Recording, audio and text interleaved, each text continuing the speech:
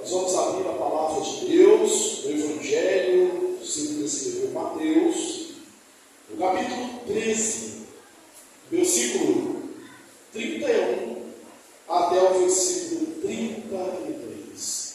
Estamos pregando no Evangelho de Mateus, estamos falando do discurso de Jesus e sobre as suas parábolas, um conjunto de 7 parábolas, já falando de algumas. Hoje estamos aqui em 2 parábolas que precisam ser analisadas, o que é bom ser analisadas juntas, que é a parábola do grão de mostarda e a parábola do fermento. Vamos ficar de pé, vamos ler esse texto. Eu vou ler, os irmãos, por favor, acompanhem. Diz assim: outra parábola lhes propôs, dizendo: o reino dos céus é semelhante a um grão de mostarda que um homem tomou e plantou no seu campo, o qual é, na verdade, a menor de todas as sementes, e crescida é a maior do que as hortaliças, e se faz árvore, de modo que as aves do céu ameacem nos seus ramos.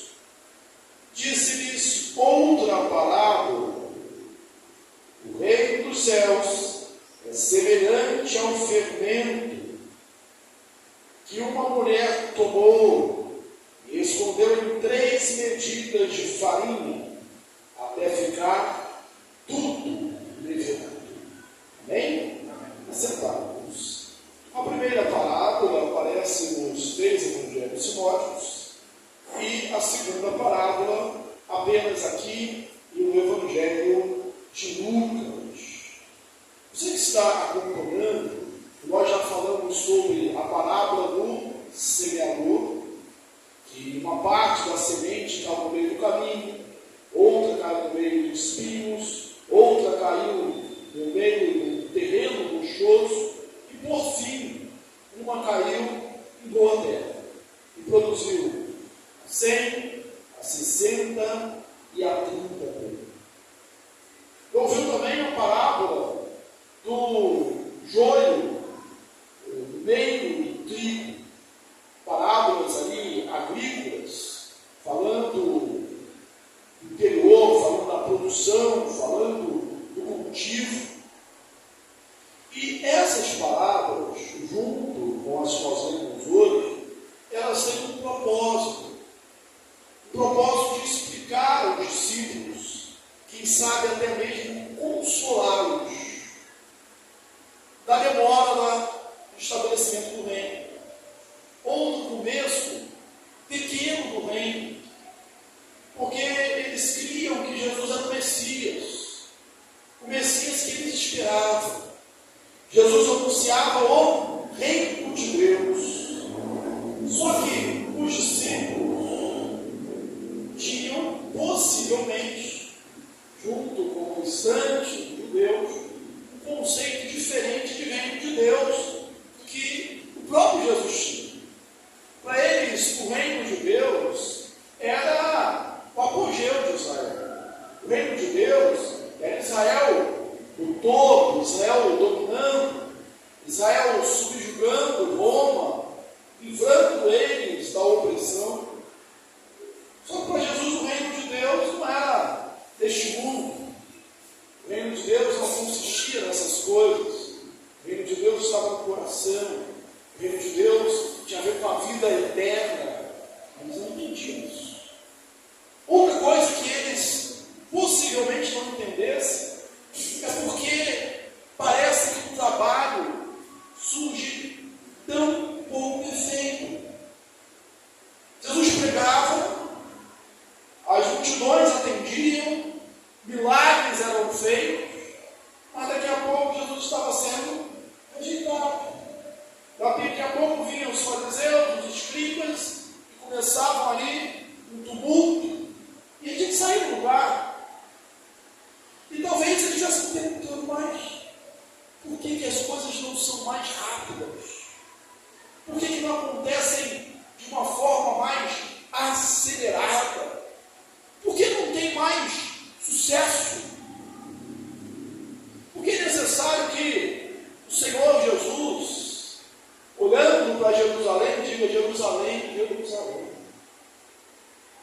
matas os teus profetas.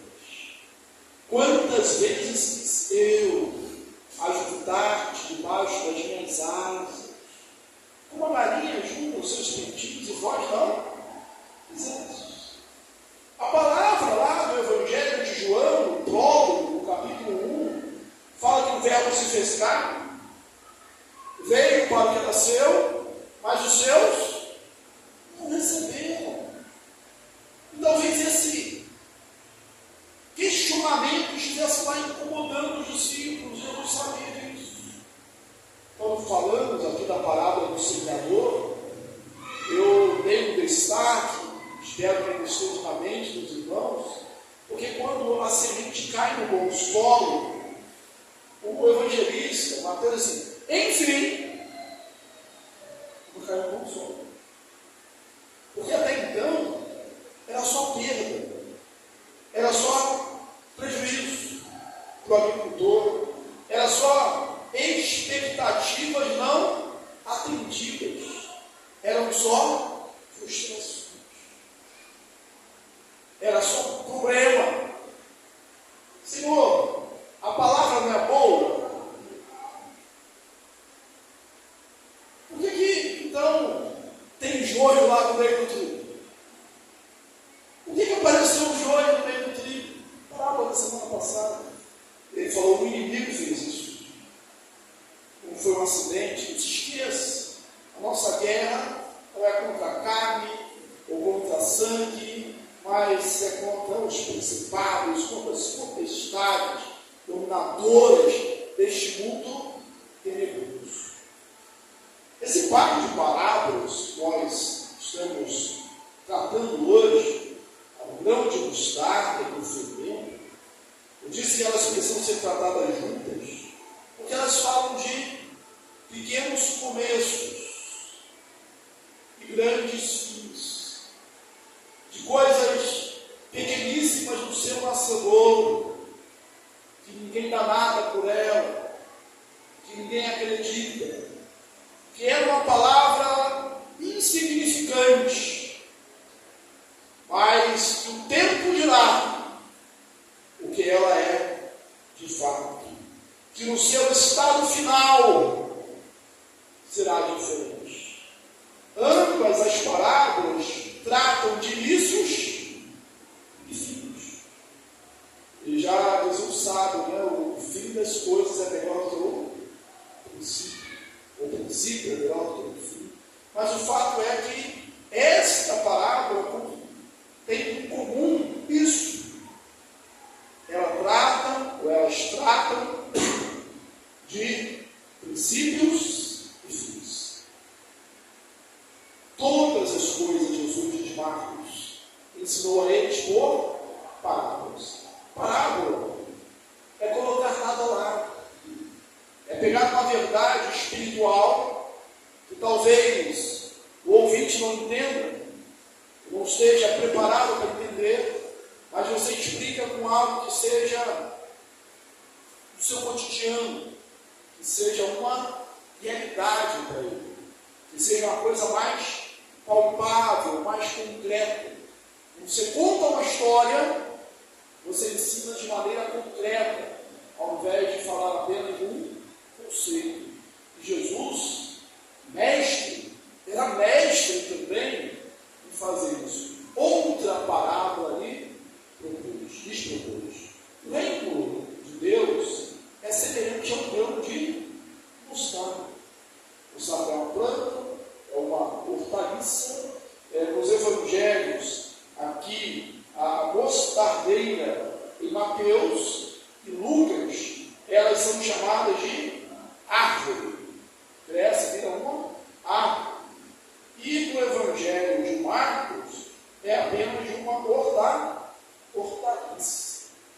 Mas o fato é que, para aquela época, o grão de mostarda, a semente, era menor que tinha. Nunca pense no conceito científico. Sabe que é a menor das sementes dele? Isso está em foco.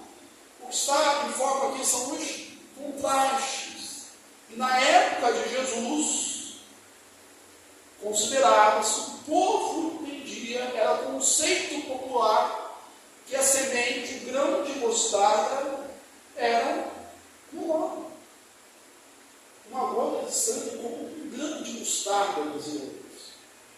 Na Bíblia, o próprio Senhor Jesus usou esse conceito, como lá em Mateus 17, ele disse assim no versículo 20: se tiverdes fé, quem lembra? Como um grão de mostarda, direis a este monte: passa daqui para colar, ele vai, será transportas para o mar, e ele vai se transportar. As pessoas entendiam bem, porque conheciam, sabiam que o grão de mostarda era pequeniníssimo, estava em cima do semeador. Mas que ao semear, e você numa horta, é um conceito diferente para a gente também, né? Todos tinham uma horta em casa. Hoje a gente não. Talvez só a Maura mesmo que tenha lá, não sei se mais alguém tem horta em casa. É bom você sempre tem galinha, né? As hortas, nem tem. Alguém tem horta em casa aí? Bom, mas era como pessoas tinham, tão comum, que até os religiosos, Jesus falou sobre isso, quando ele falou sobre dízimos. O que ele disse? Os fariseus, que eram hipócritas, fariseus, hipócritas, propriedades do dízimo, da hortelã, do endo, do cominho, e desprezais os princípios, e levantais a lei, a saber, a justiça, o amor, a misericórdia. Mas eles tinham lá, tinham dentro assim: não, a justiça tem que dar tudo, o dízimo que eu estou colhendo aqui. Eu não tenho uma plantação, mas eu tenho uma hortinha. Então, até a hortinha aqui, vou pegar o endo, vou pegar o cominho, vou pegar aqui as hortaliças aqui e vou dar. Se tinha 10 pés de alface, eu vou pegar uns 10 e vou dar lá no tempo. Faziam isso, que era comum ter uma horta em casa. Porque Jesus usa figuras comuns, mas que crescida se torna maior da hortaliça. Ou seja, o evangelho se faz árvore. E como diz, vem alinhar-se às aves do céu, por causa do grão, do alimento, por causa do repouso, por causa da sombra. Diz que a hortaliça, essa mostardeira, ela chega a 3 metros de altura. Então se faz árvore. É só dizer, não, começou com uma semente minúscula, agora tem 3 metros. Os galhos se estenderam. Isso era símbolo de segurança, de poder. É citado no Antigo Testamento que as aves do céu vêm semear ali com os impérios antigos como símbolo de segurança. E aí é uma linguagem espolótica que a gente pode dizer: olha, crescida, todas as aves vêm alinhar-se e pode continuar vindo.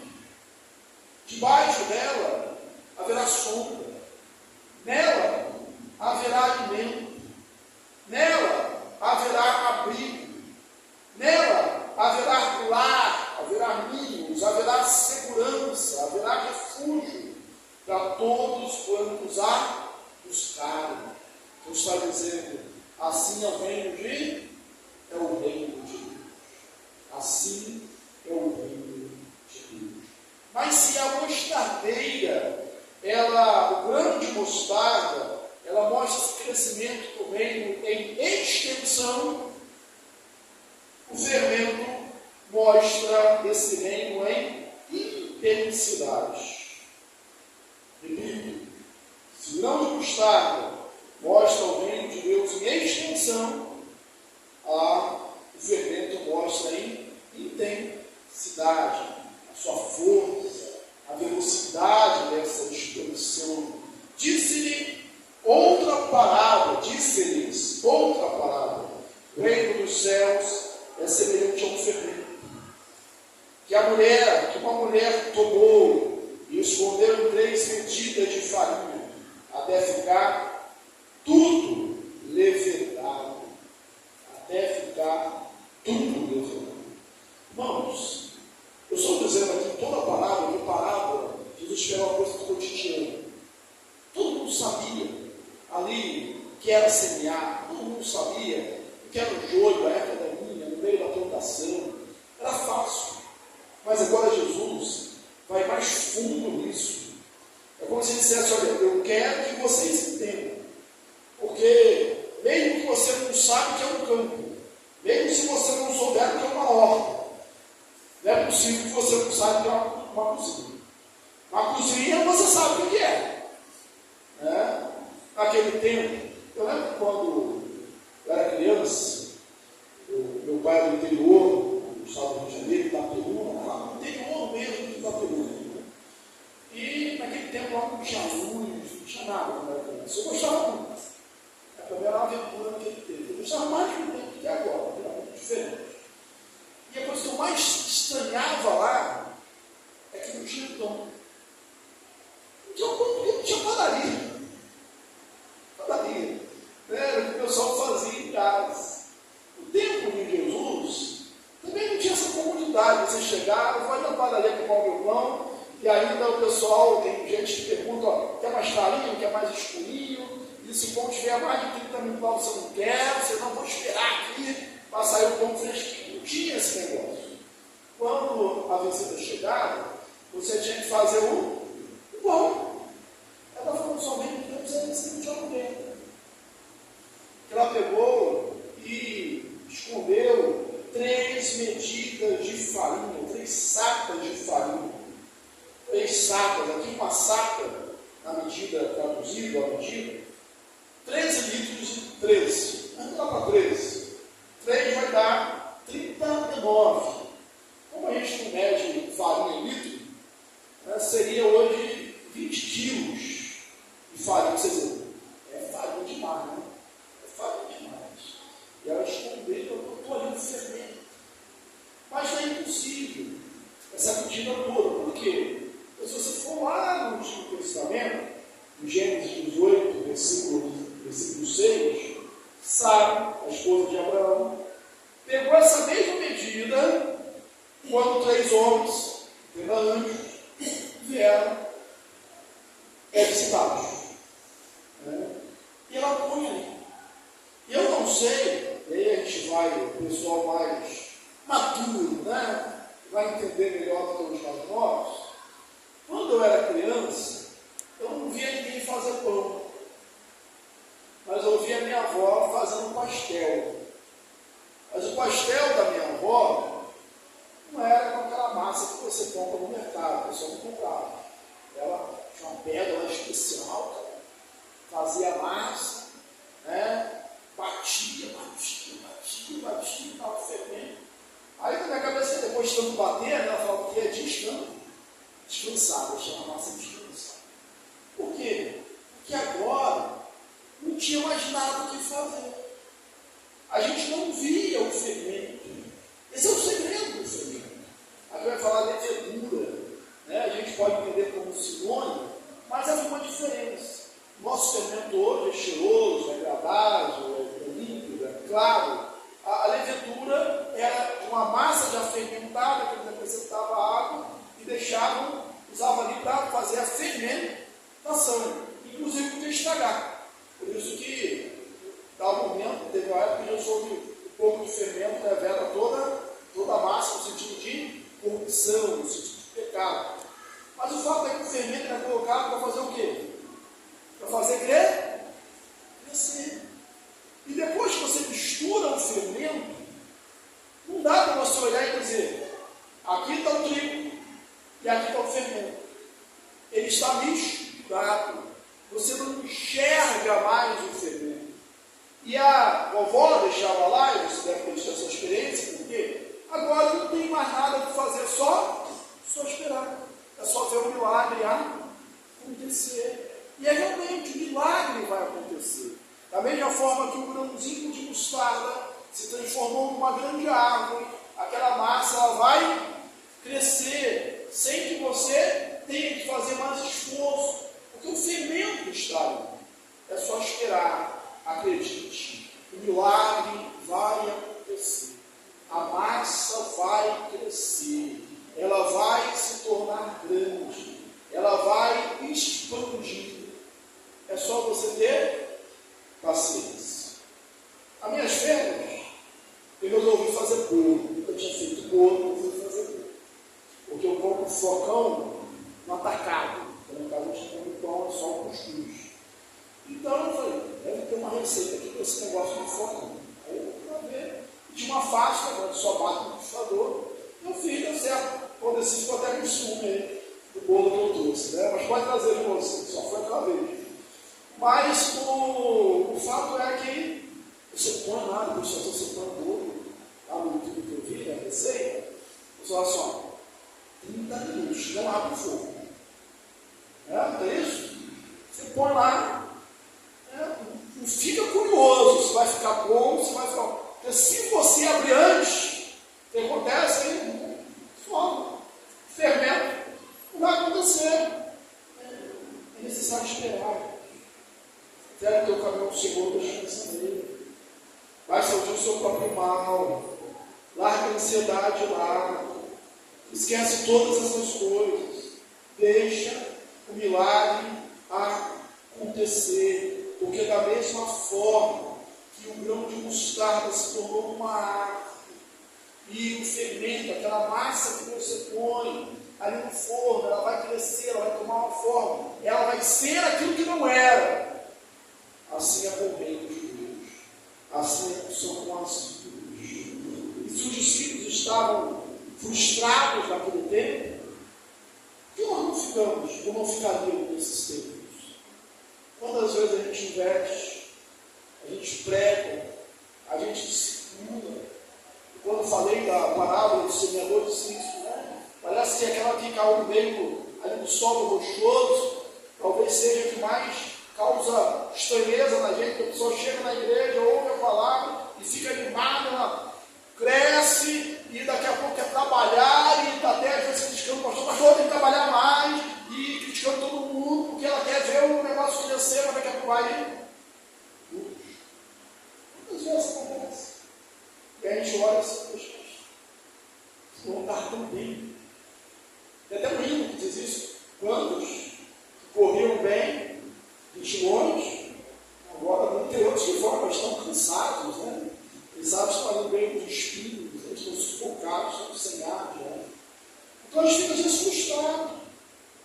Não só na igreja, mas também em alguns empreendimentos que você tem. Você está desempregado, manda um currículo, manda 2, manda 3, manda 4, parece que as coisas não acontecem. Você estuda, quem conhece pestanas, estuda, faz um concurso e dizer quase. Mas quase é a mesma coisa que nada, né? Estudou e ficou ali batendo na trave mais uma vez. Vamos, de pequenos princípios, de pequenas coisas, pequeníssimas coisas, Deus faz grandes coisas. Você pode ver o rio mais caudaloso que existe, com a maior extensão, com a maior largura. Você pode pegar um São Francisco, por exemplo. Acho que quando você vai lá, ele tem uma fonte. Uma fontezinha, uma águazinha, borbulhando lá. Você diz, é daqui? É isso aqui que vira aquele rio? O Evangelho foi assim.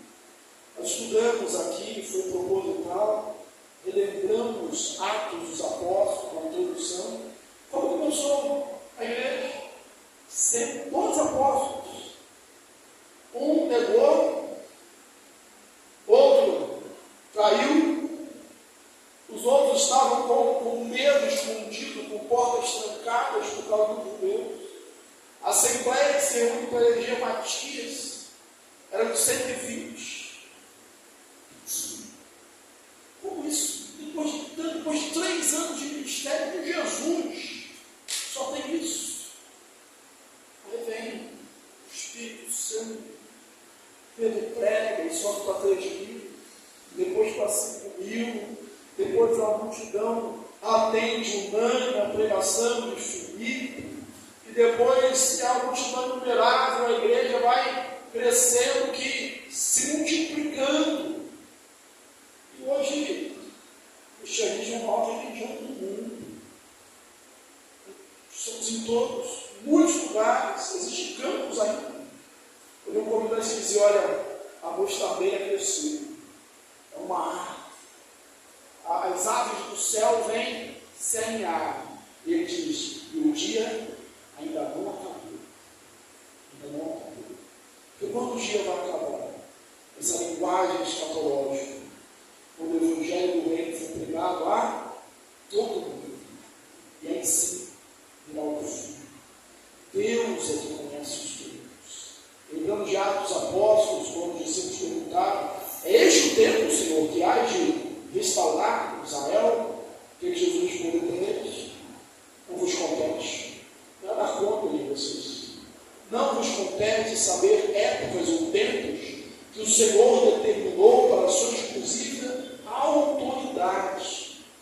Mas recebereis poder ao descer sobre vós o Espírito Santo, e sereis minhas testemunhas, tanto em Jerusalém, como toda a Judeia, e até os confins da terra. E foi mesmo até os confins da terra.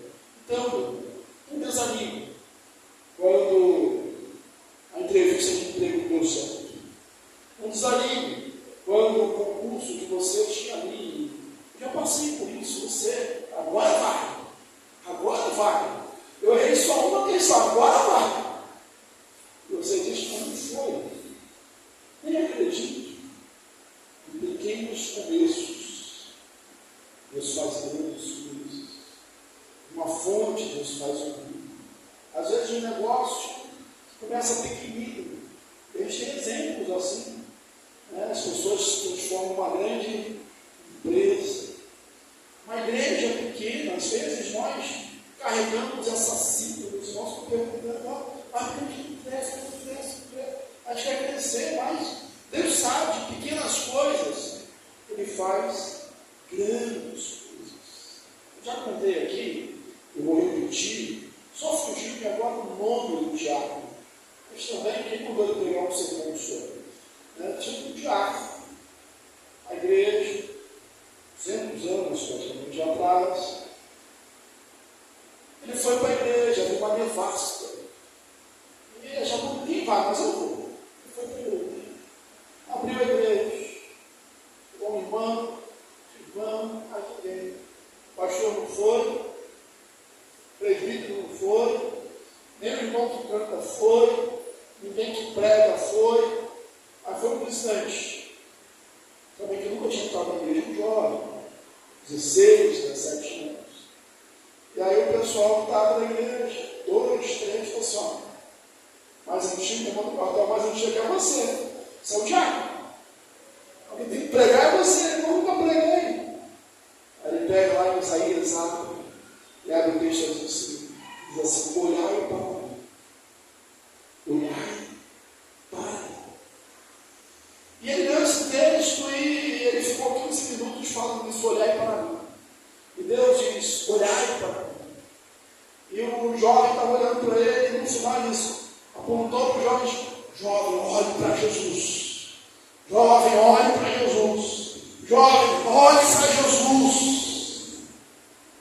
E aquele jovem saiu dali e depois, anos mais tarde, ele disse, eu olhei para Jesus. E a minha vida, quem lembra da história sabe quem era esse jovem. Era Charles Haddon Spurgeon, príncipe dos pregadores, considerado por alguns como um dos maiores pregadores. Eles fizeram o tabernáculo metropolitano para ele, construído para mais de 10 mil pessoas. Se converteu com alguém que eu diria, você diria. Se você lá no prêmio pega examinando, não vai passar não. De jeito nenhum. Se for 15 minutos falando, olha para Deus, olha para Deus, olha para Deus, depois olha para Jesus. Eu não tenho sermão, mudou a vida. Pequeno princípio. Só pregou uma vez. Pequeno princípio. Você quer educar uma criança. Pequeno princípio. Você não sabe que os seus filhos serão.